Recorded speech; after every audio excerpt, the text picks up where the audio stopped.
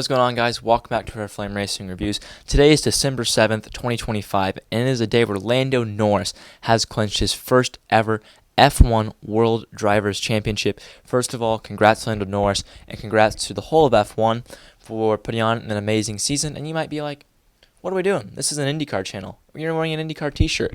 Well, that would be correct. This is an IndyCar channel. Do I like F1? Yes, and we're going to talk about F1 sometimes on this channel. You guys know that. Oh, and the shirt. This is today's sponsor, Keepsakers. Keepsakers makes the best and unique IndyCar t-shirts. You don't even have to be an IndyCar fan to buy them. You can just be a motorsports fan to buy them because look at how cool these work. This is the party shirt, one of my personal favorites. I'm so happy to be sponsored by Keepsakers, and you guys got to check them out. Now, with that being said, we're going to dive into the power rankings for the 2025 F1 season, and we're going to be talking about every driver that took place in a Grand Prix. So there's 20 seats in F1. 21 guys raced this year because of Jack Doohan and Franco Colapinto getting swapped after round 7, I believe, in Miami, because Colapinto's first round was in Imola. Doohan got replaced after Miami, which was round 7, I believe, and Imola was round 8. So in 21st place, I have Jack Doohan. Obviously, Jack Doohan only did the first 7 races. It might have been 6, but I believe he only did the first 7 races, and he didn't score any points, and he just didn't have enough. He didn't really have enough races to show what he was made out of. Really unfortunate. I wish he could have gotten more time to show what he was made out of, but just wasn't meant to be for Jack Doohan, and he didn't have enough to show, so 21st. In 20th, I have Yuki Tsunoda. Yuki Tsunoda, I'm a Red Bull guy. They're my team in F1, but I was really disappointed by Yuki Tsunoda this year. You know, what he had shown at Visa and AlphaTauri, whatever we're calling that team, I kind of thought he was going to come in there and be pretty good, but he was probably Verstappen's weakest teammate, in my personal opinion, and it was really unfortunate to see that happen, and that's why he's not in F1. And maybe he'll go to IndyCar, but as we know right now, he's Red Bull's reserve and test driver for next year, so we'll have to see how that unfolds. But I can't wait to see what Yuki does in 26. Maybe we already know his plans, maybe not. We'll have to see. Disappointing year for Yuki Tsunoda, that's for sure. And 19th, I have the guy who replaced Jack in the Alpine, Franco Colapinto. Franco and Jack are the only guys that didn't score any points, so that really hurts Franco Colapinto, obviously, not scoring any points. He did out-qualify Gasly there a few times. He's gone on a pretty good stretch of performance, but overall it was a pretty weak season, and if Franco Colapinto keeps this level of performance up in 2026, I would say then he's going to have the title of a paid driver because he brings a lot of money. He's from Argentina. Argentina is throwing a bunch of money at Alpine to keep him there. And if he drives like this in 2026 and keeps his seat for 27, I think he'll get the reputation of a paid driver, which is unfair because I think Franco Colapinto is much better than a paid driver, and I think he completely deserves his seat. He just didn't really prove it this year. I think he's got to go out there and prove it next year. And 18th is Lance Stroll. Obviously, Fernando Alonso out-qualified him 24-0. He's the only driver on the grid that got out-qualified 24-0, so his qualifying was really weak and just not what we, really expect out of a driver to get out-qualified 24-0. But this is kind of expected, Lance is got the reputation of being daddy's cash, which he is. His dad owns that team. Would he be there if it wasn't for his dad? Probably not. But that's just that's the situation, right? His dad owns the team. He's there, but he didn't do too much this year, which is why I have to put him 18th. And 17th, I have Lewis Hamilton. And I'm going to say this right now. I'm judging this list off what we expect out of them and what their norm is. And Lewis Hamilton, for me, did not deliver to our expectations of what we expect out of Lewis Hamilton. This was by far his worst year in F1. I think he's pretty much always had at least 5 podiums in a season. I saw some stat yesterday. I think it was 5, maybe it was 6, where he's at least 5 or 6 podiums every year in F1. He had 0 this year. Lewis Hamilton, in his first year with Ferrari, did not get on the podium one time. And he's a 7-time world champion, and he did not get on the podium once. I can't even think of his last podium. It was sometime with Mercedes last year. But Lewis Hamilton has got to turn this season around. Not turn this season around. He's got to turn this around over the winter to be back for next season to the prime Lewis. Will we ever see prime Lewis again? I don't know, but this season was shocking. In 16th, I have Esteban Ocon. His move to Haas this year, it wasn't really all that good. He got destroyed by his rookie teammate Oliver Bearman.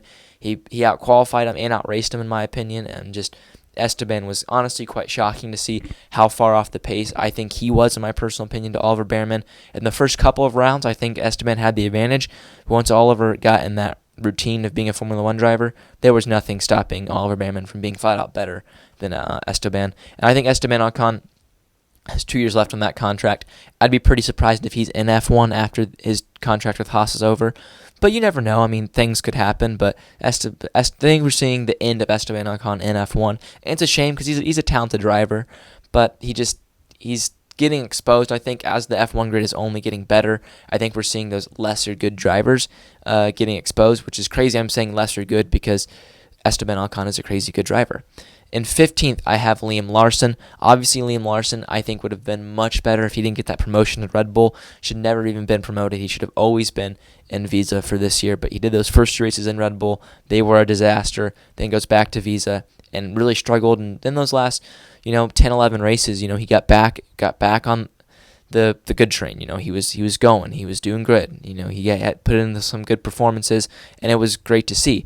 And I think Liam Larson has a lot to prove in 2026. I don't think I think this is it. Like in 26, this is it for him in Red Bull. He's going to have to find another seat if he's going to be in F1 beyond 2026. And I fully believe on him to be like a Pierre Gasly and have an insane season next year.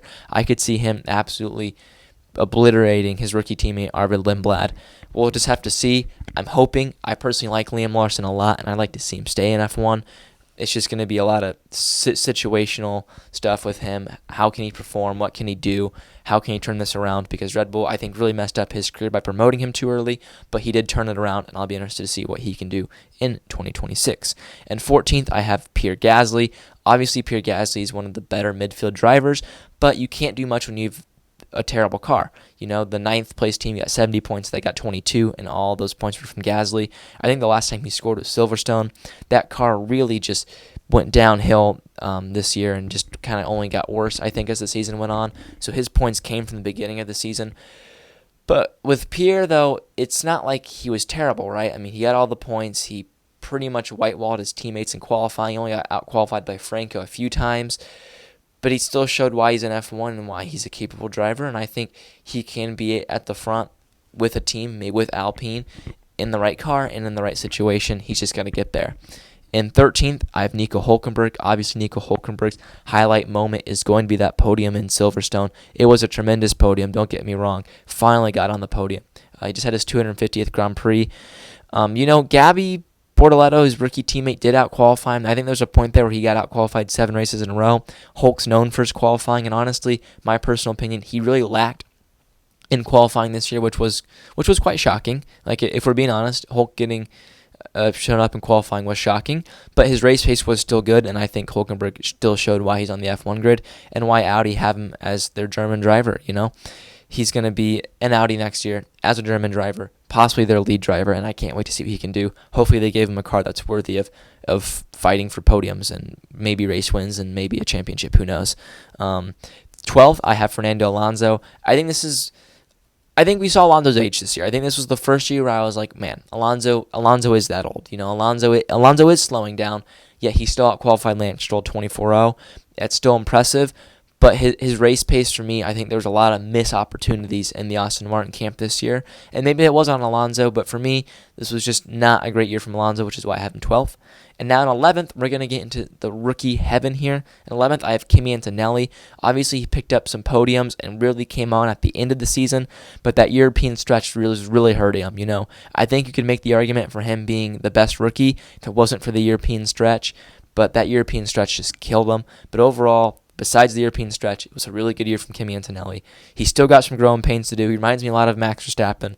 He's going to have to learn. He's going to have to figure out how to be consistent. And it's going to be like Max. It's going to take time, but Mercedes is going to give him that time, and I have full belief that Kimi Antonelli can be a future world champion. He's just got to keep having those learning growths. Now into the top 10. In 10th place, I have Gabby Bortoleto. Maybe this is pushing it a little bit, but in my opinion, Bortoleto really showed his strengths this year, really showed how good he is in qualifying. His race pace was really good too. Bortoleto was super impressive in my opinion, and I think has potential to be a future world champion and a future star of the sport, and I think he is truly an amazing driver. In 9th place, I have Oliver Bearman. Oliver Bearman, as I said earlier, completely, once he got comfortable, completely destroyed Esteban Ocon in qualifying, completely destroyed him in the races. His best race was Mexico. Stunning race, P4. I mean, you could not have rode it better. I thought he was going to get a podium there for a second, but Oliver Bearman really showed what he was made out of this year and why he's a future Ferrari driver. And 8th place, I have new gun to Williams, but not new to the sport, Carlos Sainz. Obviously, Carlos Sainz season got off to a really rough start, but in the end turned it around and not got one, but 2 podiums. Just insane to think about, getting 2 podiums with Williams in his first year with them. And I think Carlos Sainz has so much to look forward to with Williams. I hope he doesn't leave next year. I hope this is a long-term goal to get Williams to the front. I hope he's committed to it. And I think if he's committed to it, he can win some championships with Williams. And who's to say they can't win it next year? You know, new rigs. People say Mercedes engine's going to be so much better. They got a Mercedes engine. It's got to make a good car, right? Right? Not that simple, though. We'll just have to see what happens with Carlos Sainz. In 7th place, I have his teammate Alex Albon. Alex Albon got off to a tremendous start to this season and really kind of faded away in the last 7 or 8 races. But that's okay. We're not going to look into that too hard, you know. They didn't upgrade their car at all, so it could have just been, the car wasn't as good anymore. Who knows, really? But from my personal opinion, that first 2/3 of the season has Albon in 7th. He was tremendous. Honestly, was probably a top 4 or 5 driver in that first 2/3 of the season, but that last third does knock him down a bit for me. And in 6th place is the best rookie and future Red Bull driver, Isaac Hadjar. Isaac Hadjar obviously has gotten the promotion to Red Bull for next season, but he was just tremendous. He was the best rookie in my opinion. I can't really think of a weekend this year where he was off the pace, always on it, always impressive, always showing why he got that promotion to F1 with Visa Cash App this year and why he has the promotion to Red Bull next year. Just super impressive what Isaac Hadjar did this year. In 5th place, I have Charles Leclerc. This might be pushing it a bit, but when there was a race that, you could get a fluke result, Leclerc was there for the podium. He just was. I think it showed in Austin this year when he held up our world champion Lando Norris all race. Lando was in 3rd the whole time, pretty much stuck behind him until the end where he passed him. I mean, that was just a classic Leclerc, just maximizing what wasn't a very good car. And I think that's what Leclerc's year was maximizing every weekend, in my opinion. I mean, yeah, he had his few mistakes, but I know people will get mad at this and say 24 is a much better season for Leclerc, but I think 25 was. I think you really saw Leclerc be mature and just maximize every weekend, every opportunity that he had. In 4th place, I have George Russell. Obviously, George Russell's had a cracking season. I think he won 2 races this year in Singapore and Melbourne. I hope I'm not forgetting any, but those 2 drives come straight to mind. Just being able to get the pole and dominate from pole. When he's got the car, he can dominate, and he proved it this year. And if Mercedes engine is as good as they say it is, and they build a car, I don't see there's any reason why George Russell can't be the 2026 world champion. He just proved this year why Mercedes has him as his lead driver, and he is so good. George Russell is so good. I can't emphasize that enough. George Russell is one of the best drivers on the grid and could easily win a world championship, and he proved it this year. In 3rd place, I have Oscar Piastri. Obviously, at one point, he led this world championship by 34 points, and I thought he was going to win it, but it wasn't meant to be. He at the end of the season, he had some tracks that he wasn't as good on as he's good on as the start of the year, and it showed. And I think that's just time. It's just his 3rd year in F1. He's got plenty of time to be a world champion, and in my opinion, is a future world champion. Is he a future world champion with McLaren? That I don't know, but it was a good year, and we're just gonna leave it at that. And in 2nd place, I have our world champion, Lando Norris. Lando Norris won 7 races this year, the most consistent driver. And when you think about it as a whole, this just was Lando Norris's year. He won Monaco, their most prestigious / biggest race. He won his home race, the Silverstone, UK, the British Grand Prix, whatever you want to call it. He won those 2 races, and those were huge for him. And he also won the world championship. He beat Max by 2 points. I know he would not have been able to beat him if he had the same car as him, and he had the best car on the grid by far. But hey, he got it. He was given a great situation, and he made the best of it, and he won a championship. None of us could go out there and beat Max Verstappen. So honestly, who cares if he never wins it again? He was given this car, given a chance to win a title, and he took it, and he won it, and I have respect for it. And in 1st place, obviously, I have Max Verstappen. His car was nowhere near good enough to win the championship, and I think he's the best driver in F1 by a lot. And that's rare in motor racing, to have one guy who's just a standalone way better than everyone else, but that's what Max Verstappen is in F1.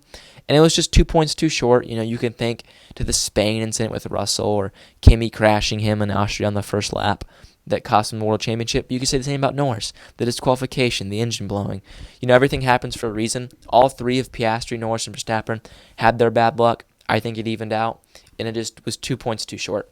And he can be proud of, I think, of what he did. I know he's proud of what him and the team did, but I think he proved that he's the best driver in F1 this year. And I think F1 had a pretty good season. One thing I was disappointed about is we didn't have a title like the three guys fighting for the championship. They never really crashed with each other, which was a little disappointing. But other than that, I think it was a pretty good season. I think we can be happy with how F1 was. Stay tuned for more IndyCar content from my channel. And with that being said, hope you enjoyed this special F1 video, and see ya.